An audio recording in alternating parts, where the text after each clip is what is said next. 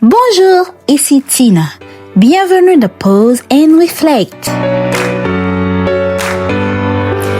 Et oui, on se retrouve pour un nouvel épisode dans Pause and Reflect. Comment allez-vous? Comment a été votre semaine et vos week-ends? Pour moi, la semaine dernière était mouvementée. J'avais beaucoup de choses à faire. Mais Dieu merci, j'ai pu réaliser tout ce que j'avais prévu. Et cette semaine encore, j'ai beaucoup de choses à accomplir. Mais on va éviter la procrastination. Aujourd'hui, parlons un peu de l'humilité. Que pensez-vous de l'humilité? Partagez vos pensées dans les commentaires. J'aimerais vraiment vous lire.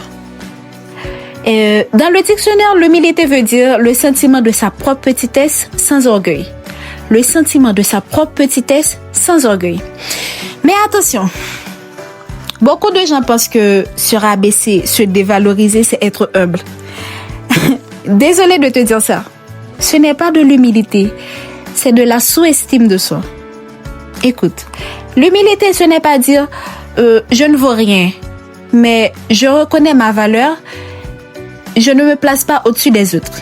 Par exemple, si tu réussis quelque chose, tu peux être reconnaissant, partager cette victoire, sans pour autant écraser ou mépriser les autres. La sous-estime de soi, c'est croire qu'on n'a aucune valeur, qu'on est toujours inférieur. Et ça, ce n'est pas ce que Dieu dit de toi. Vous savez que je ne peux pas parler sans donner des versets bibliques. La Bible nous dit dans Philippiens 2, verset 3, « Ne faites rien par esprit de rivalité ou par désir de vous vanter. Mais soyez humbles et considérez les autres comme plus importants que vous-même. » Ici, Paul ne dit pas que tu n'as pas de valeur, mais plutôt que tu dois reconnaître aussi la valeur des autres. Et aussi dans Jacques 4, le verset 10, « Humiliez-vous devant le Seigneur et il vous élèvera. » Vous voyez ici, l'humilité attire la grâce de Dieu. Donc, plus tu es humble, plus il t'élève au bon moment. Alors retiens ceci. L'humilité, ce n'est pas de la faiblesse. C'est une force intérieure qui t'aide à rester vrai, à rester enseignable, à rester proche des autres et aussi proche de Dieu.